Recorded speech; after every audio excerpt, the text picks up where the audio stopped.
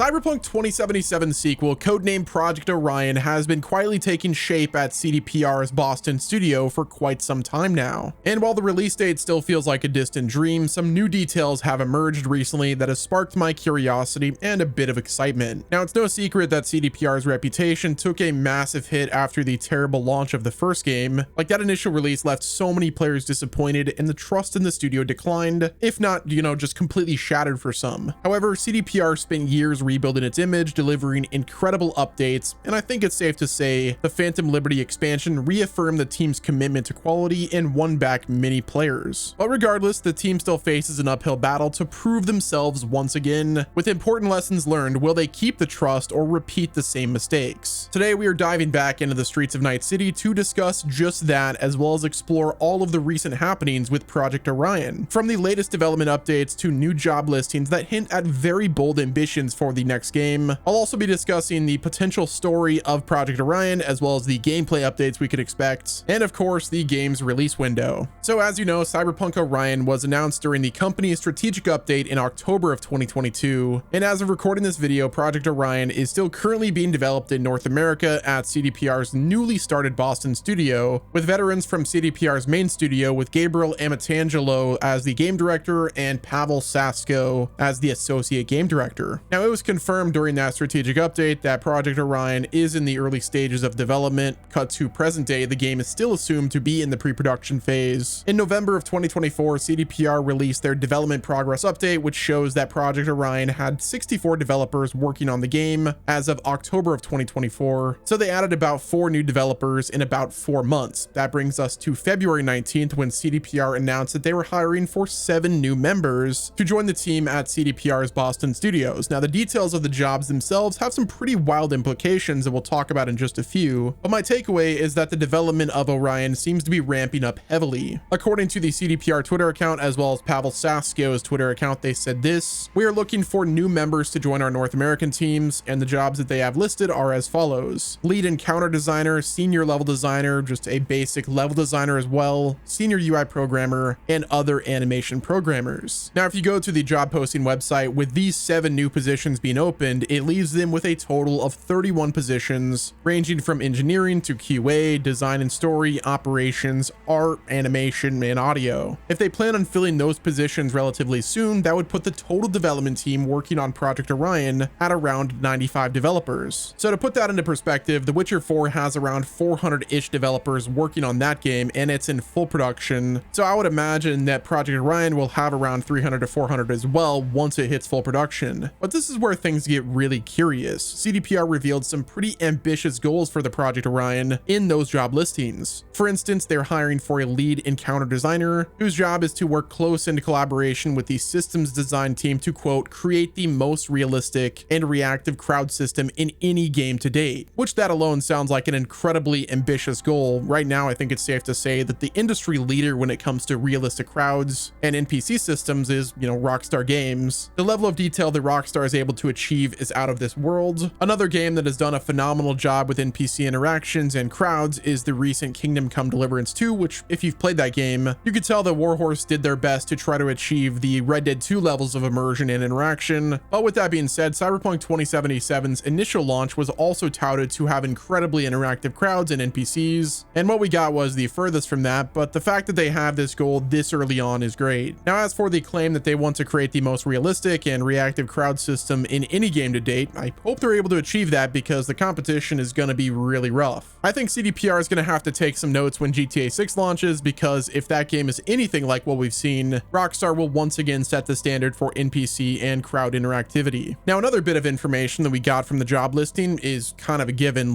Honestly, I'm not really surprised. I don't think anyone else is surprised, but we just got full confirmation that Cyberpunk Project Orion will be a first-person game. The job listing says this, and I quote, "As a senior view model animator, you'll be an integral part of the development process, using your expertise to enhance the player's immersion in first-person view." I mean, who would have thought that the sequel to a first-person RPG was also going to be in first person? Such a wild concept. This is crazy. But this discovery sparked a bit of discussion online, with some hoping that the game would feature a third-person mode. And my take is this: I personally think the first-person gameplay is ideal for Cyberpunk, though I will concede one point. Given the extensive character customization options cutscenes that Cyberpunk 2077 featured, it does feel like a missed opportunity for them not to showcase your character more. Like, even just adding a few extra third-person cutscenes would be a good balance. Orion should have a lot more cutscenes where it showcases your character. I think that was a big missed opportunity, so hopefully they improve that for the sequel. I mean, you understand what I'm saying, right? Like, you do all this customization for your ideal character, and the only time you really see it is during some cutscenes, and for the most part, when you're driving on a motorcycle, looking in the mirror, or your inventory, or you're playing around in photo mode.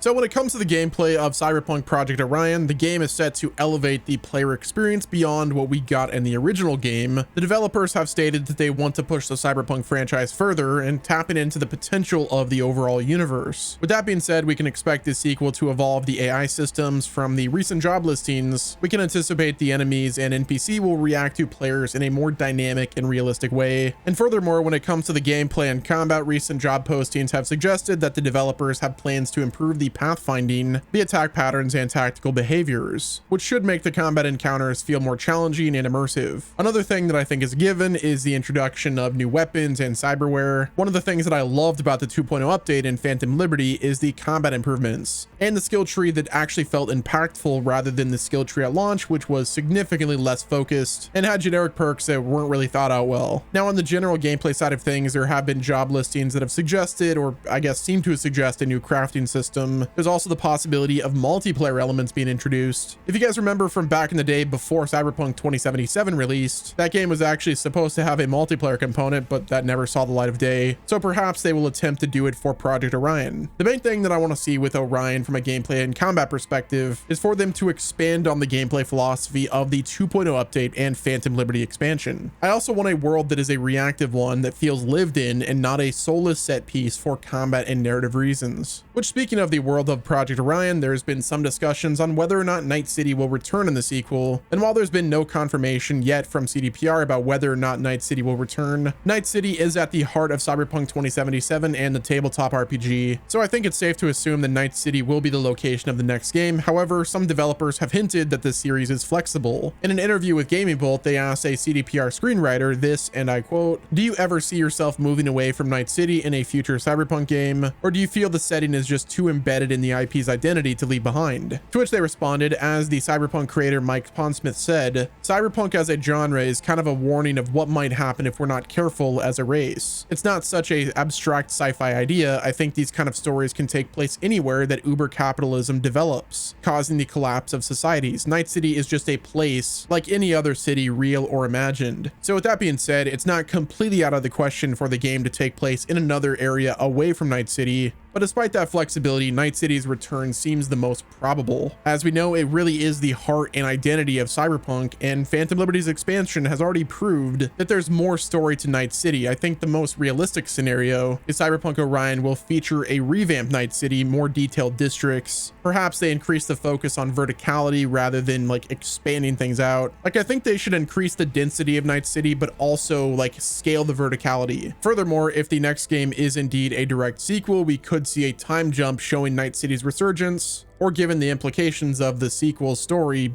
seeing a decayed Night City is more likely. Now, when it comes to the story and plot of Cyberpunk Orion, there is a ton of areas that the next game could take us. We do know that CDPR is aiming to create a more dynamic and complex story, kind of building upon what they accomplished with Phantom Liberty. Now, the game devs also stated that they want Project Orion to have a similar branching paths and high-stake decisions like what we saw with that expansion. There have also been a number of theories about Cyberpunk Orion's story as well. There is so much potential and a number of theories about Cyberpunk Orion's story. Like, there's so many that it would be impossible to fully predict what they plan to do. Now, the first theory that I'd like to talk about is a bit risky, and that is time potentially jumping to the 2090s or later in the 2100s and introducing a new protagonist rather than continuing V's story. Given how many endings there are for Cyberpunk 2077, that kind of leaves V's fate a bit ambiguous. Like, a fresh character would allow them to explore a new narrative arc without having to canonize a specific ending. So it's a bit of a double-edged sword. In one way, like,